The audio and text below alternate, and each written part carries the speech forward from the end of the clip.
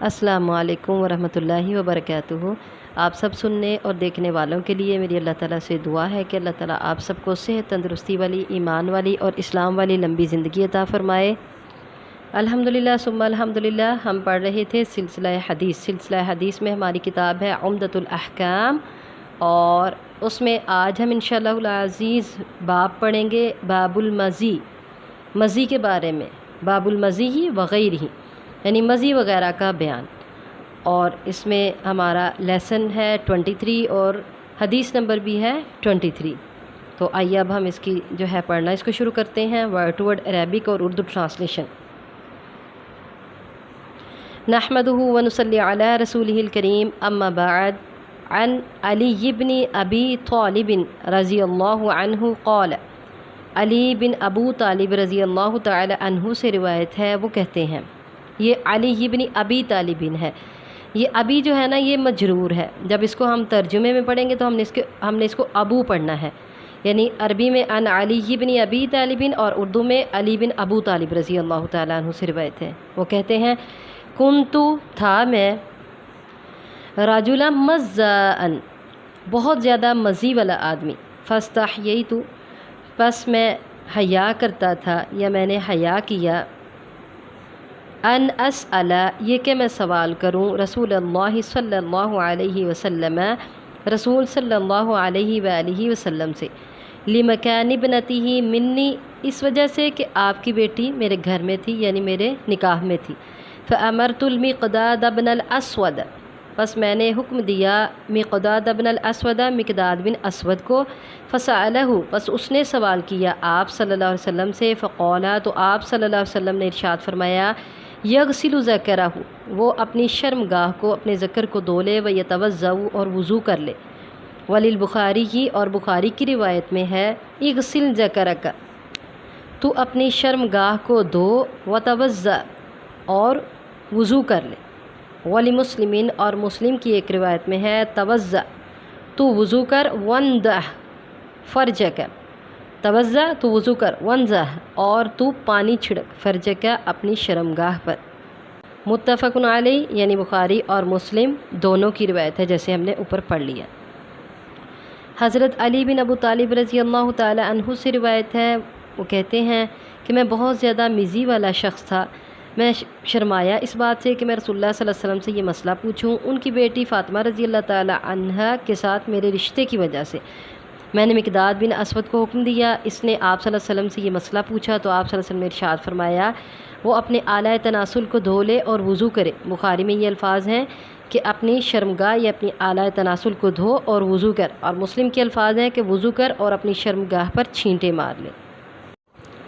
اب ہم انشاءاللہ العزیز حدیث نمبر 23 اور لیکچر نمبر 23 کرتے ہیں۔ تو اس میں حدیث نمبر 23 میں ہم نے پڑھا کہ علی رضی اللہ تعالی عنہ کہتے ہیں، مجھے بہت زیادہ مزی آیا کرتی تھی۔ اب یہاں ہم نے دیکھنا مزی اور منی میں کیا فرق ہے۔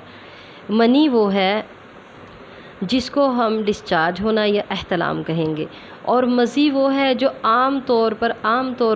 عورتوں میں اور مردوں میں اس کو یوں سمجھ لیں جیسے جس کو ہم عام الفاظ میں کہتے ہیں لیکوریا یا پانی نکلنا۔ تو حضرت علی رضی اللہ تعالی عنہ کہتے ہیں، مجھے یہ مزی کی بیماری تھی، بہت زیادہ مزی آیا کرتی تھی اور مجھے شرم آتی تھی، چونکہ میں آپ صلی اللہ علیہ وسلم کا داماد تھا، فاطمہ رضی اللہ تعالی عنہ میرے نکاح میں تھیں۔ تو میں نے مقداد بن اسود رضی اللہ تعالی عنہ سے کہا کہ نبی کریم صلی اللہ علیہ وسلم سے یہ مسئلہ پوچھیں، کیونکہ میں ہر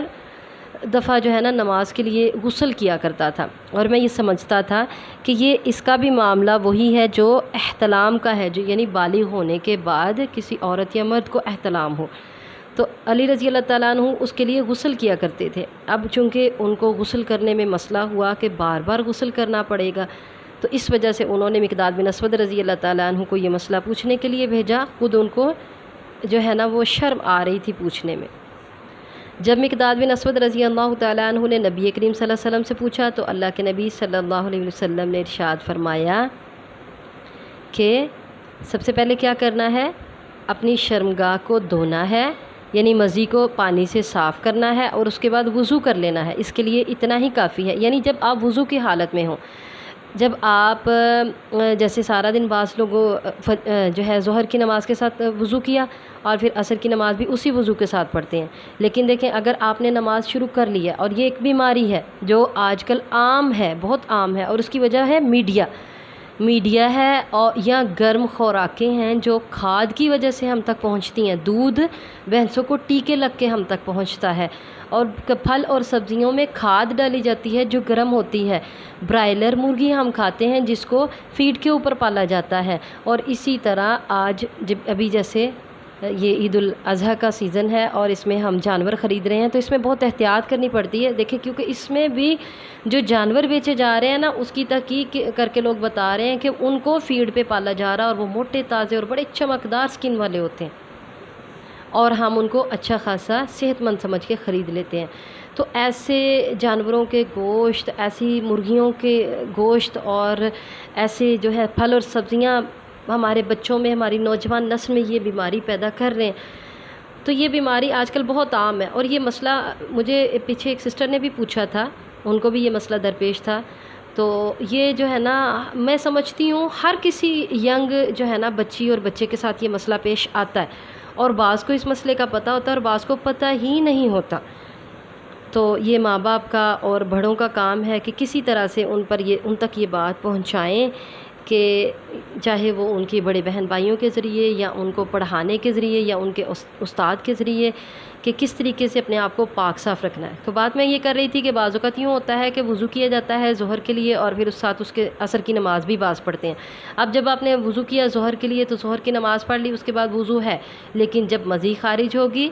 یعنی وہ پانی شرمگاہ سے نکلے گا، زیادہ کھول کے میں اس لیے بیان کر رہی ہوں کہ بعض اوقات سمجھ نہیں آتی، تو انشاءاللہ العزیز اللہ تعالیٰ مجھے گناہ سے بچائے اور اللہ تعالیٰ ہمارے لیے اس کو ثواب کا باعث بنا دے کہ انشاءاللہ ہمیں بات کی سمجھ آئے گی، مجھے سمجھانے کی توفیق دے اور آپ سب کو سمجھنے کی توفیق دے۔ تو جو ہی ایسا کچھ مادہ خارج ہوتا محسوس ہو تو پھر دوبارہ وضو کرنا ہوگا۔ اس سے پہلے کیا کرنا ہے؟ اپنی شرمگاہ کو دھونا ہے، دھونے کے بعد اس سے دوبارہ وضو کیا جائے گا۔ تو اس سے یہ پتہ چلا کہ مزی خارج ہونے سے وضو ٹوٹ جاتا ہے، اور جب مزی خارج ہوگی تو پہلے اپنے اعلیٰ تناسل کو دھویا جائے گا اور پھر جو ہے وضو کیا جائے گا۔ اس کے لیے غسل کرنا ضروری نہیں ہے، جو کہ احتلام کے لیے غسل کرنا ضروری ہوتا ہے۔ اور یہ بھی مسئلہ ہماری سمجھ میں آیا کہ مزی کی نجاست کو بھی زائل کرنا ہے، یعنی اس کو بھی پہلے دھونا ہے، اور جو اس کی نجاست لگی، ایک حدیث میں شاید ہم آگے پڑھیں گے انشاءاللہ العزیز، بہت مجبوری کی حالت میں جب آپ کے پاس پانی نہ ہو تو آپ یوں بھی کر سکتے ہیں کہ وہ مزی کا پانی جہاں یعنی کپڑے کے جس حصے پہ لگا خشک ہو جائے تو آپ اس کو کھرچ بھی سکتے ہیں، اس کو رگڑ کے صاف بھی کر سکتے ہیں، اتنے سے وہ کپڑا صاف ہو جائے گا۔ تو حیض میں بھی حیض کے بارے میں بھی انشاءاللہ العزیز ہم آگے پڑھیں گے کہ اگر کپڑے کو اس کا داغ لگ جائے تو وہ کس طریقے سے صاف ہوگا۔ ابھی ہم نے مزی کے بارے میں پڑھا جو آج کل کی ینگ جنریشن کے لیے بہت بڑا مسئلہ ہے۔ اللہ تعالیٰ ہمارے اس مسئلے کو بھی حل کرے اور ہمیں سمجھنے کی توفیق عطا فرمائے۔ السلام علیکم ورحمۃ اللہ وبرکاتہ۔